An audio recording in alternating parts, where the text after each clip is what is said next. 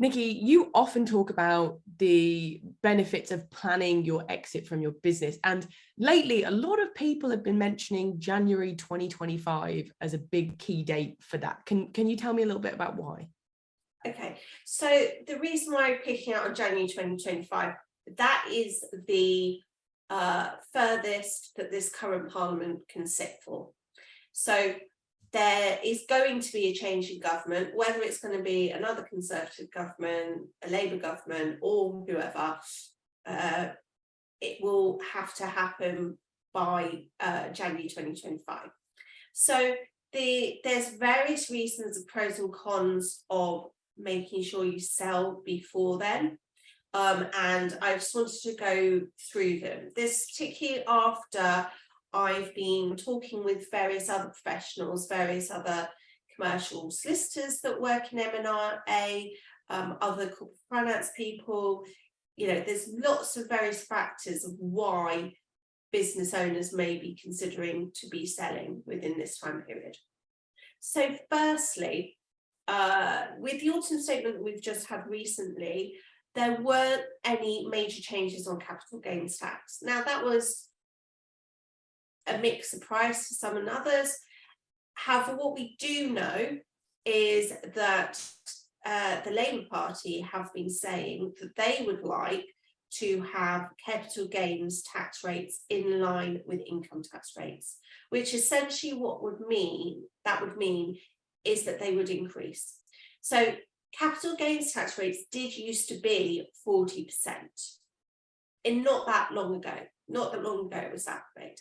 At the moment, if you haven't utilised your business asset disposal relief, you've got £1 million that you can sell for at 10%, and then above that is currently at 20%.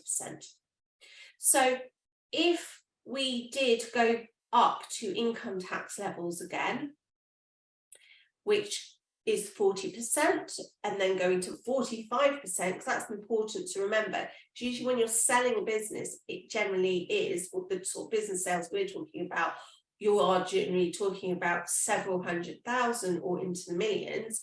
You are going to be therefore potentially talking about 40% tax level in the future.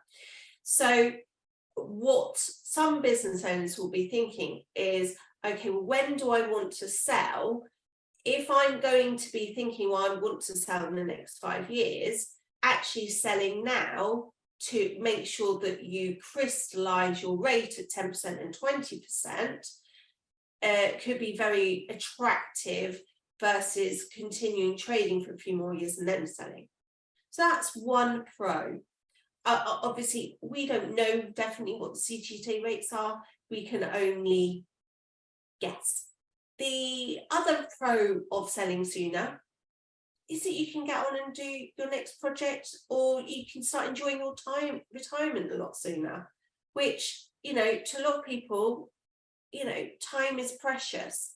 Yes, you might be able to get a bit more perhaps by selling later and your business has managed to get to that next rung up the ladder, but, you know, what is worth more to you? I mean, obviously you've got to decide for yourself. You know, if you're thinking, well, actually I might be retired for 40 years, you know, you might be thinking, well, actually I don't mind working for another 5. But, you know, if you are further along, or, you know, for whatever reason you might think that you're not going to live that as long as that, you know, time is precious and you need to factor that in and not just be thinking about the pounds and pence. So the next one is, which I think this will resonate with a lot of business owners, especially owner-managed business owners. A lot of business owners are already exhausted from keeping their business going during the pandemic and through, they'd only just had Brexit issues as well. It's a massive amount of change. You know, some business owners will never have had such a massive amount of different things to deal with compared to Brexit and the pandemic. So with potentially a recession coming for a couple of years, they might just be too exhausted to think, I just really can't trade for another couple of years through a recession. So, by selling now, they might be thinking, oh, I just don't have to deal with that anymore. I can just walk away, enjoy my money, and somebody else can worry about keeping the business going during that period. Finally, and sort of linked to a bit more, is the pros. If you have had a really difficult time during the pandemic, but have now got yourself back, you literally exhausted. And why not sell? And you can actually start sleeping again. Not to be underestimated. Cons. Okay, so I'm trying to be even, got 4 of each. So the cons are, you may actually, in your bones, think, I've got so much more still potential in that business. I've put so much of my life and effort into it, and I just know I can still get it to another stage. And there are lots of business owners out there thinking that. Now, some of them are completely valid. They've put that sweat equity in. It's time for them to start really reaping rewards and seeing their business grow. Others may still be a pipe dream. It's difficult to know without, until you go through the circumstances. But if those dreams are likely to become a reality, if you waited another few years, you could potentially sell for a lot more if you're going to have some very solid, profitable years coming up.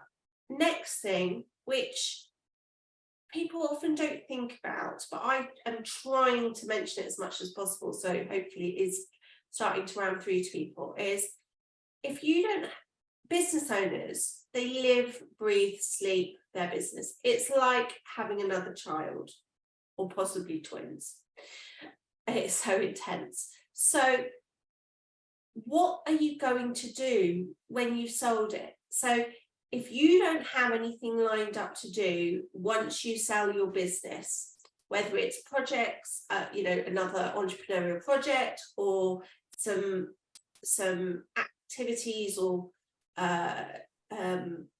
hobbies to have when you're retired, I really wouldn't recommend doing it. You need to have a plan of what you're going to do, because it's going to be such a big vacuum. It's absolutely fine plan to have a month or so of nothing or travel or whatever, but you still need to have something. People do need a focus. It's good. It's really important for your mental health and your well-being. So and there are life coaches that will help you with those sorts of decisions.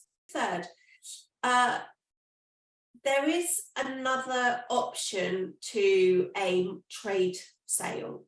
You could consider whether you actually reward your team by selling to them through an employment ownership trust, an EOT. Now, there's a couple good reasons there. One, it really hopefully it will really engage your team. You need to sell at least 51% of the business to do this, by the way. Plus, so it's a really good succession tool. It normally is only done for sort of slightly bigger business, so it's not for like very tiny businesses. These are often businesses that might be sort of 20 to 100 employees. They need to be probably a bit more substantial because you need to have a management team to be able to keep it going and various other things. Another key thing, which I don't think people say about enough, but if you do sell to an EOT, there's no capital gains tax. Can you believe it? No capital gains tax. So that's really, really attractive. So yes, you've got to sell at a market rate, but you don't, that's a very subjective thing. So, usually it's quite a range of a market rate. So, there's a lot of upside by doing that. You can potentially still be involved in the business if you wanted, or you could sell the whole thing. But I would always say, if you've got a substantial business with a good management team, you need to at least consider the option. It still might not be right for your business, but you need to know and have the information so that you consider it. You may not be tired. You may be really invigorized. You may be really raring to go. You might be thinking, pandemic. I smashed that. I can cope with going through a recession. I know exactly what I need to do to win market share away from my competitors. I've got so many fabulous ideas up my sleeve, and I'm going to keep on growing my business, and it's going to be absolutely amazing. If that is your mindset, then absolutely now is not the time for you to sell. Go for it. Keep growing. Keep making money. Go for it. So they have it. That's not all the pros and cons there are, but those are sort of 4 of the predominant pros and cons as to why you may want to sell before January 25. Most sales will take between a year and 18 months. Yes, there are ones that, we've done ones in 3.5 months, but that is not the norm. So if you do want to think, right, I want to sell before January 25, go and speak to somebody now. I'm very welcome. You're very welcome to have a free no obligation chat with myself or one of my colleagues at Session Planning, but do start planning now for your exit.